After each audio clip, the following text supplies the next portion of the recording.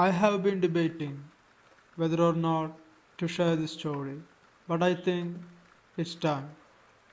It's a terrifying experience that stuck with me for a while, and I hope it serves as a warning for those who might wander into places they shouldn't. A few months ago, I set out on a solo camping trip to a secluded forest area in Arizona. The place was recommended by a friend who knew I was an outdoors enthusiast. It was described as a pristine, untouched forest, perfect for peaceful getaways. I drove out early in the morning, winding along a narrow, unpaved road that snaked through the dense forest. The drive was beautiful, but desolated, with only the occasional deer crossing on the road and the thick canopy of leaves overhead blocking out the sun. By late afternoon, I reached the campsite, a small clearing surrounded by towering pines. I set up my tent and started a fire in few minutes, hoping to enjoy a tranquil evening away from the outside world. As night fell, the forest around me was swallowed by the shadows. The fire cast a warm glow, but the darkness beyond was almost impenetrable. As I sat by the fire, the stillness of the forest was occasionally broken by the sound of leaves rustling or the distant call of an animal. It was a peaceful night until the silence was disturbed by something strange, something I never thought I will occur. It started as a faint, rhythmic tapping sound coming from the edge of the forest. I assumed it was some animal, perhaps a woodpecker or a squirrel, but the tapping was inconsistent and irregular.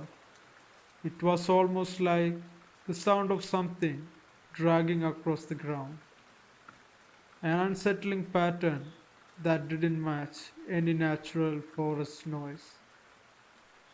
I tried to ignore it, focusing on the fire and the comfort of the warm flames. But the tapping grew louder and louder by each second passing, more deliberate, and seemed to be coming closer. It was as if something was circling the perimeter of the clearing around my campsite. I grabbed my flashlight and I walked toward the edge of the light. I shined the beam into the darkness, but all I could see was the dense blackness of the trees and the tangled underbrush. The tapping ceased abruptly, leaving the only oppressive silence of the night. I stood there, feeling a creeping unease, and then I heard something else, a soft, indistinct murmur that seemed to drift from the shadows, carried by the wind all around the forest.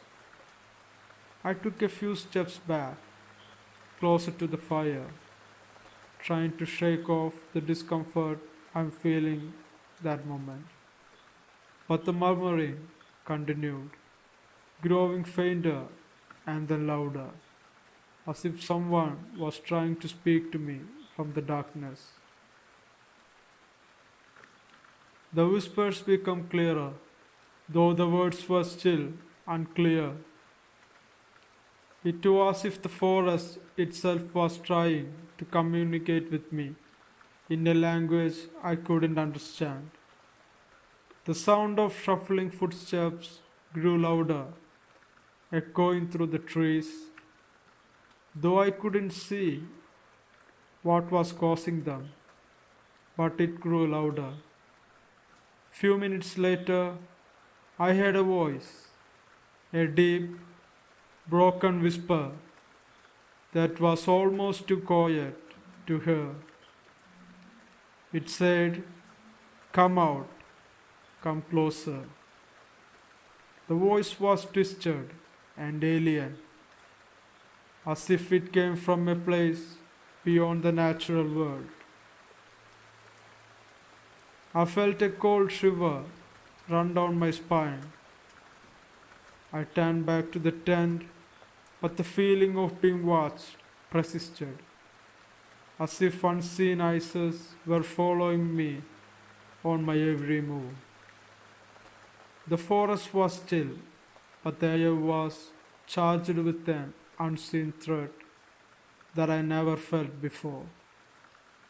I tried to convince myself that it was just my imaginations, but the sense of dread only grew more stronger. I sat by the fire, clutching a stick and staring into the darkness, waiting for the noise to stop. The murmuring and the tapping continued, a rhythmic and almost hypnotic pattern that played on my nerves.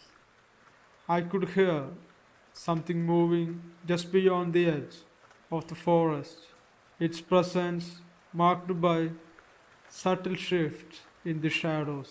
I heard a sharp crack, a loud sudden noise that shattered the unease. I jumped to my feet, shining the flashlight wildly around the campsite. The beam revealed nothing but the dark forest. As I stood there, frozen in fear, I saw a figure emerge from the shadows. It was tall and thin, with limbs that moved in an unnatural and jerky manner. Its skin was pale and stretched tight over its skeleton frame. It had hollow, dark eyes that seemed to absorb the light from the fire, and its presence was a void in the night. The figure stood still, watching me with an unsettling stillness. The whispers intensified, a cacophony of discordant voices that seemed to come from everywhere and nowhere at once. My mind raced, trying to understand what I was seeing. I had heard stories about skinwalkers, but seeing one was a different kind of terror. This creature seemed to be a dark mirror of humanity, something twisted and creepy. The figure slowly raised one of its long, thin arms and pointed directly at me. The gesture was slow and deliberate, and it filled me with a primal fear that I couldn't ignore anymore. The murmuring grew louder, becoming a barrage of voices begging, cursing, and threatening me. I backed away from the fire, my legs moving on instincts as I stumbled toward my car. The figure followed me, moving silently but with a deliberate intent. I felt its gaze on me, a suffocating weight that pushed me faster through the darkness. After running through the forest, eventually I reached my car and fumbled with the keys, my hands shaking uncontrollably. Still, I could hear the figure moving closer than ever, the sound of its footsteps growing louder as I struggled to get inside of my car. When I finally managed to unlock the door, I jumped into the driver's seat and slammed the door shut. The growl that came from the forest was low and menacing, a sound that promised violence. Nonetheless, I started the engine and sped away, the gravel road crunching beneath the tires as I fled from the forest. I drove back to the civilization, my mind racing as I tried to process what had just happened to me. What did I just witness? I could still hear the whispers in my ears and see the dark figure's eyes in my mind. The memory of that night is a constant reminder of the darkness that can dwell in the wilderness. I haven't returned to that forest, and I don't think I ever will. The forest holds a darkness that I can't ignore, and the shadows of that night continue to haunt me till this day. If you ever go camping in a forest, if you are solo, then be aware of your surroundings.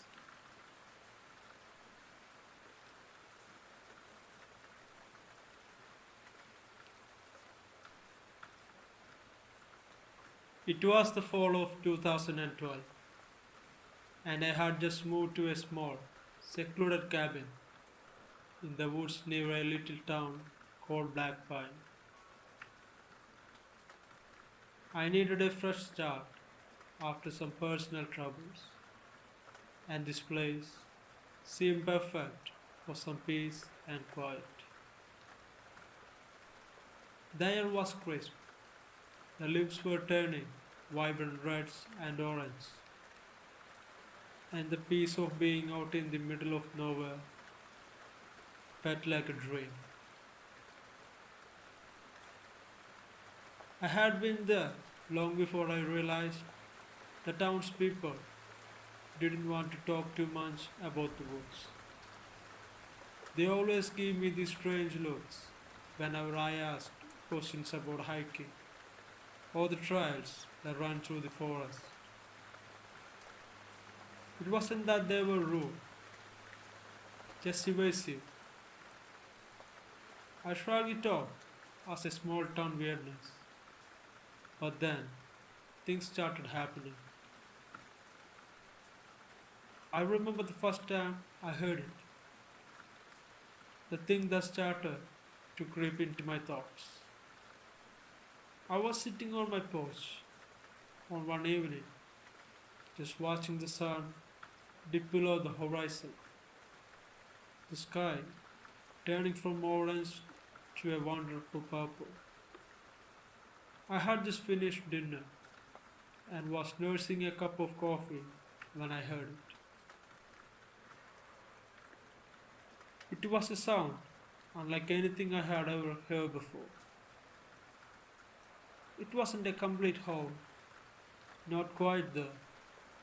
It was this low, throaty growl, like something was trying to speak through its teeth. It echoed through the old tree line, and for a second I thought it was this kind of animal, a bear, maybe even a mountain lion. But then it sounded wrong. The growl came again, but closer this time. My chest tightened, and my hand instinctively gripped the coffee cup more tighter. I listened carefully, but all I could hear now was the wind and the distant call of an owl. The howl. It was gone, just like that. Over the next few days, I kept hearing that sound. It wasn't there for every night, but often enough to make me uneasy.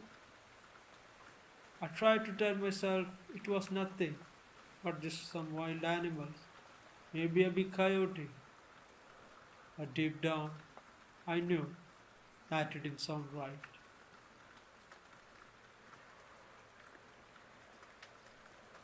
Then, after a few days passed by, one night I decided to go for a walk to clear my head, and it was full moon out there. The night was alive with sound of insects and rustling leaves all around me. I walked down the dirt path that led into the woods that ran through behind my cabin. the trees casting long shadows in the moonlight. The farther I went, the more the woods seemed to close in around me. It was quiet, eerily so.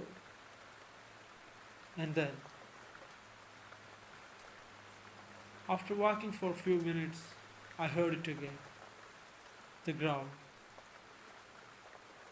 But this time, it was much closer, so close I could feel it in my chest. My heart started to race, and I froze in my place. I looked around, but I saw nothing. The forest was dead silent, save for the wind rustling and the leaves above me. I started to walk faster, a cold sweat breaking out on my forehead. My mind was racing. What if it was a bear? Or, or maybe, what if it was something more worse? I didn't know how far I had walked until I realized I was completely turned around. The path I had been following had just disappeared in front of me. Then panic started to set in. That's when I saw it. Out of the corner of my eye, something moved. It was just a flicker, but it was enough to make me stood up in my tracks.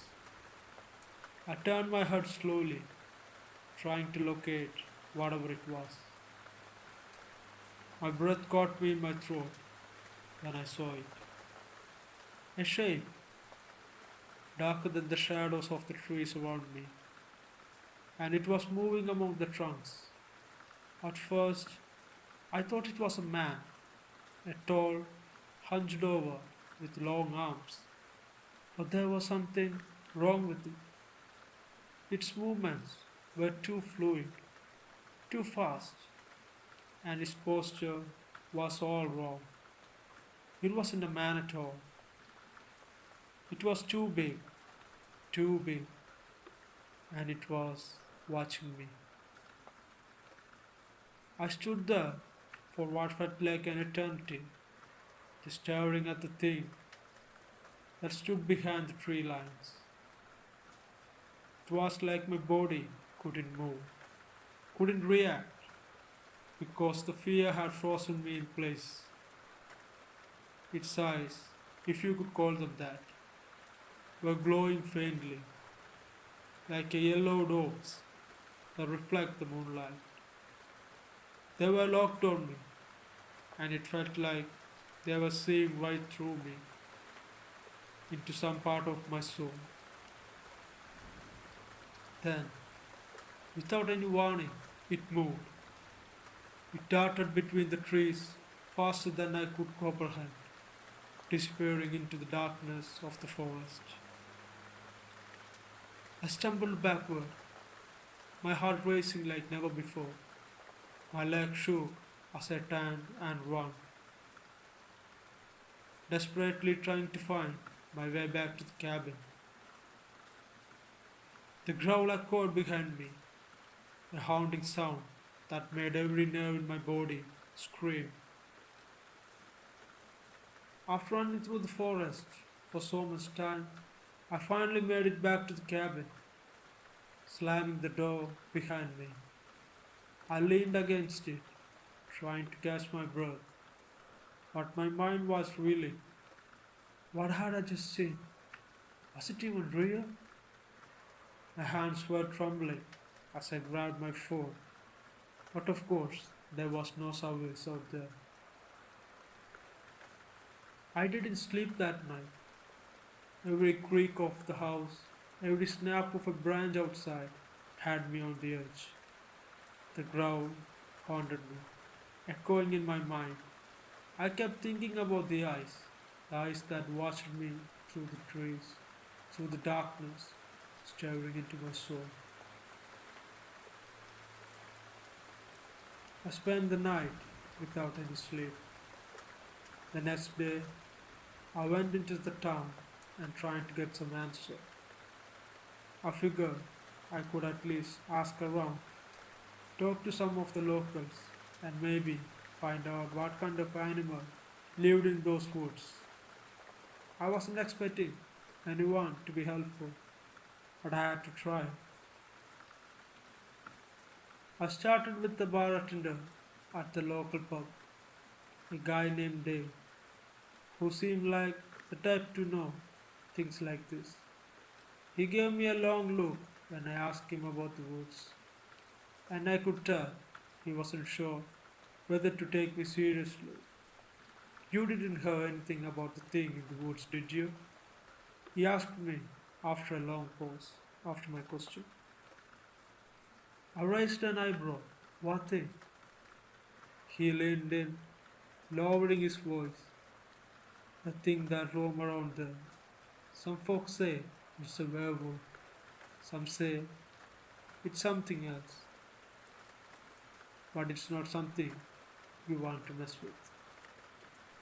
I felt a cold shiver run down my spine. What exactly are you saying? He looked around, just making sure no one was listening. There were stories, old stories, about a creature that's roamed the woods. It's not something you can just explain anyway. People who have gone out there at night, they don't come back the same after seeing that thing. If they come back at all in the first place. I laughed nervously, but there was no humor in it. I asked him, so you are telling me that there's a monster out there? Dave didn't smile. I am telling you that people have been seeing things in the woods, and some of them haven't lived to tell the tales. I felt a chill settle over me, my mind racing as I processed what he just said. A werewolf? A monster? In this century? It sounded insane, but after what I had seen, it was starting to make sense. I thanked him, paid for my drink, and left the pub, feeling a heaviness in my chest. That night, I stayed inside. I didn't go anywhere near the woods.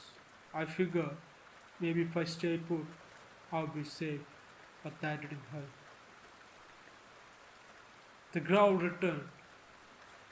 They were louder now, and they were right outside my door. I grabbed a flashlight. I wasn't going to go out there, no matter what, but I had to know what was making those sounds. I slowly made my way to the window and peeked outside, shining my flashlight into the darkness. At first, I didn't see anything, just the usual forest, silent and still.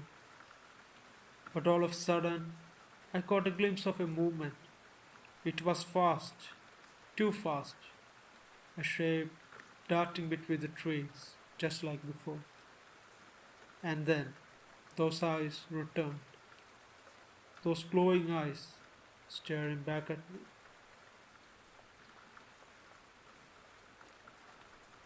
I gasped and stumbled back, knocking over a chair. The thing growled again, its voice low and guttural, sending waves of fear through my body. My leg felt weak, but I forced myself to move. I grabbed the phone again, but there was still no service. I didn't know what to do. The growling was getting louder and closer. I couldn't stay here. I couldn't just wait to be hunted down like some animal. I grabbed what I could carry and bolted for the door.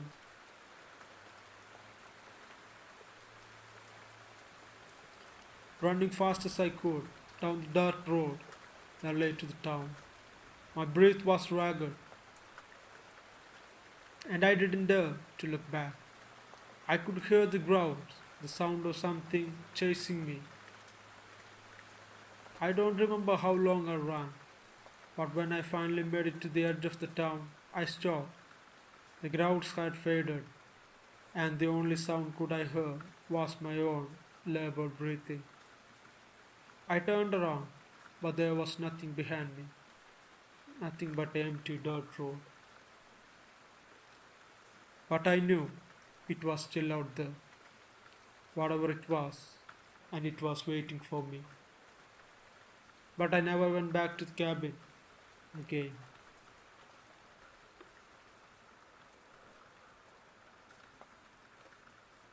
I have been a trucker for a long time. I don't really scare easily. I have slept in the rest stops where the tweakers were walking around outside my rig. I have driven through tornado warnings with the sky looking like the end of the world. And I have had near misses with the deer and drunks plenty of times in my trucker life. You do this job enough and nothing really gets under your skin. At least that's what I thought. But last weekend changed that. I honestly don't care if you believe me or not. But I need to get this off my chest. I can stop replying it in my head every time I shut my eyes.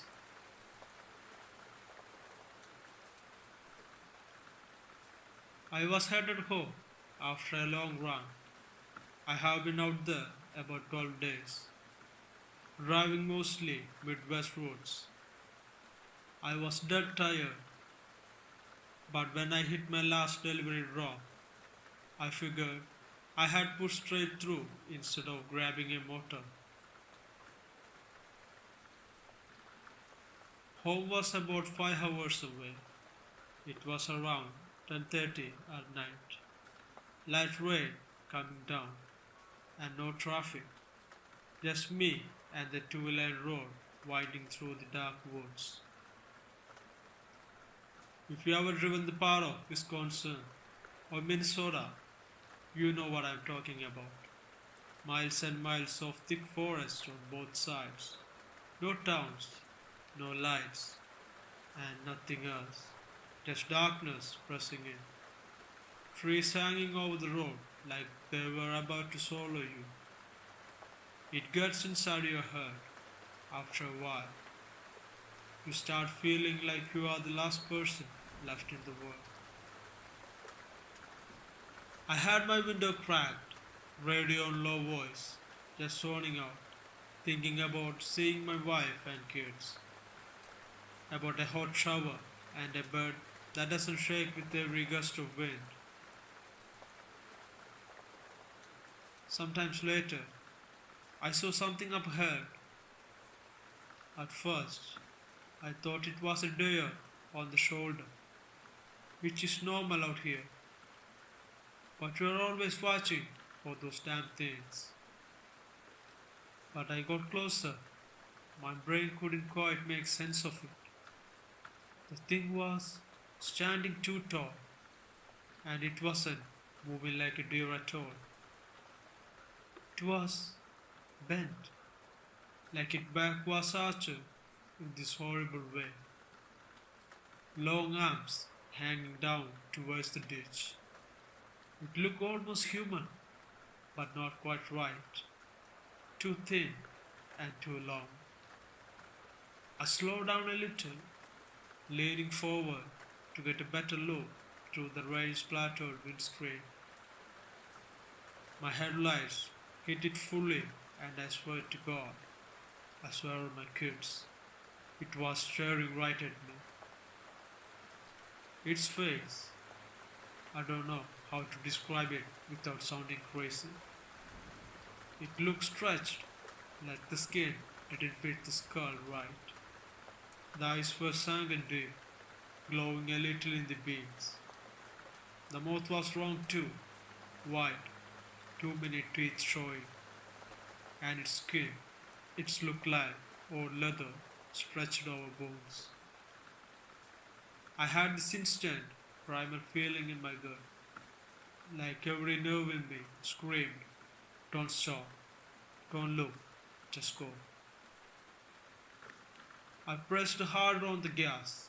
The truck roared and the thing jerked like it was about to leap into the road. My heart almost stopped. I was ready for it to smash into the grill, but instead, it darted back into the trees with this speed that didn't look natural, like it folded into the dark.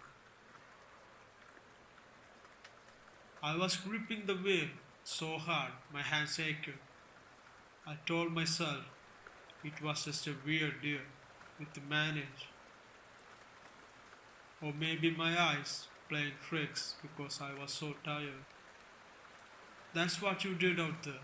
You rationalize because if you let your imaginations run wild, you will definitely lose your mind. I tried to push it out of my head, cranked up the radio, sipped some old coffee, told myself I'll be home in 4 hours. But that feeling didn't live. The woods felt different after that. Every shadow seemed deeper. Every mile seemed longer and heavier. About 20 minutes later, I saw it again. But this time, it wasn't on the shoulder. It was in the damn road, standing dead in the center, like it was waiting for me. I slammed the brakes so hard, the trail behind me lurched. The ABS kicked in, tires screeching on the wet pavement. My coffee mug flew off the dash and hit the floor, spilling the coffee. But the thing didn't move. It just stood there, maybe 50 feet ahead, bathed in my high beams. Its body was twisted, like its spine was broken in 3 places. But it was upright somehow, watching me. I laid on the horn, this long angry blast that usually scares off animals. But nothing. It just tilted its head the other way, almost curious. That's when it opened its mouth. I didn't hear it at first, I felt it, like a vibration in my chest. Then the sound hit me, this horrible wail that wasn't human or animal, just wrong. It rose and fell, like metal tearing and a baby screaming all mixed together. My ears popped and my eyes watered. After zoned out for some time, I slammed the accelerator. I wasn't about to sit there and let it come closer. The truck rolled forward, and for a split second, I thought I was going to hit it. But just before the impact, it dropped to all fours and scrambled off the asphalt like a spider. I flew past, hands shaking so bad I could barely keep it straight.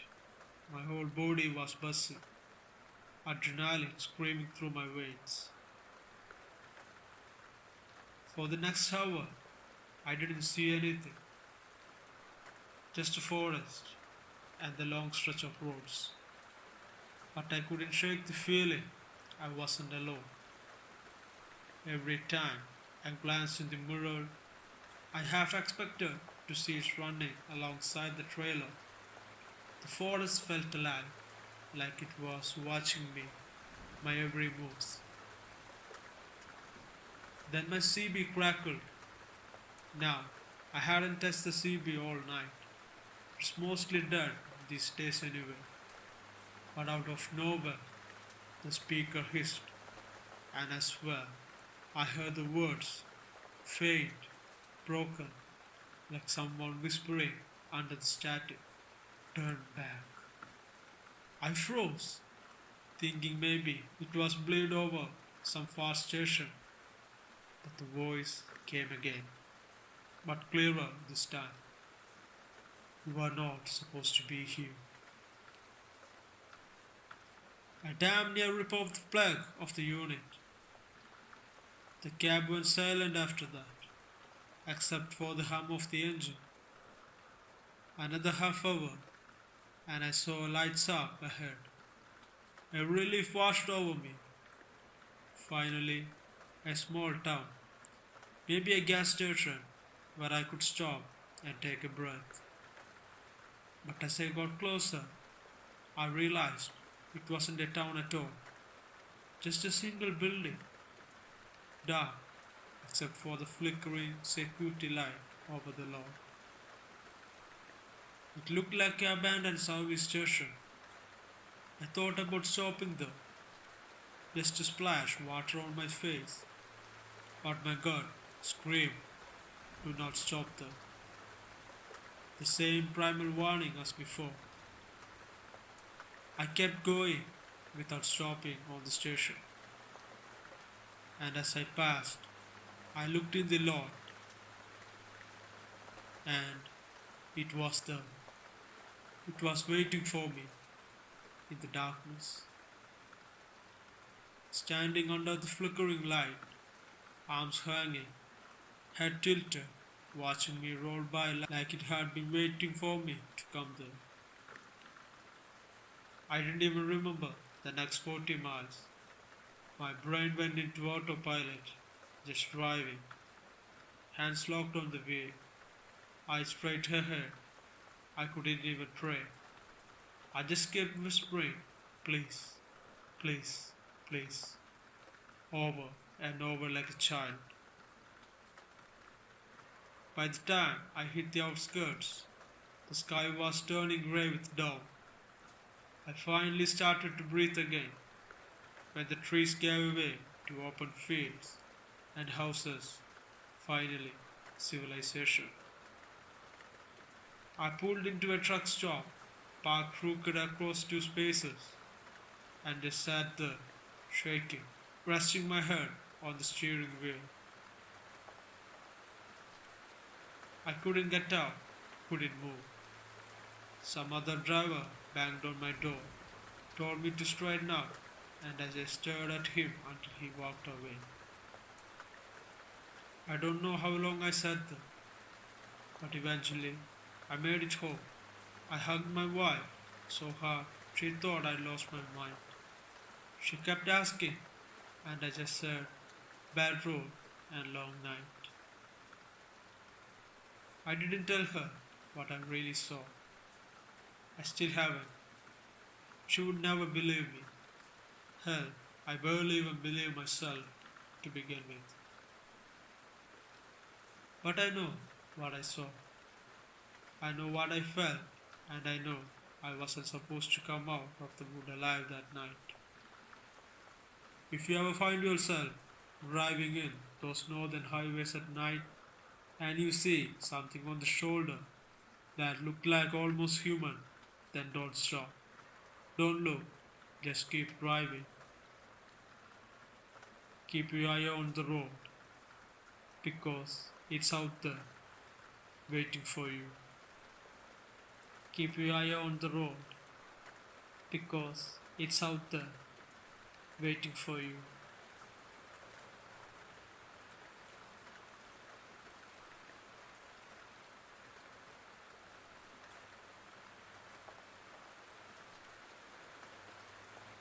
Hope you guys like this video. If you did, please consider subscribing to this channel. Enable the bell icon so you don't miss new uploads. And also check out other videos in this channel too. Like them and share them. And if you have any suggestions or any improvements I need to make in this channel, please post them in the comment section. Till next time, this is Malayali Wendigo. Bye.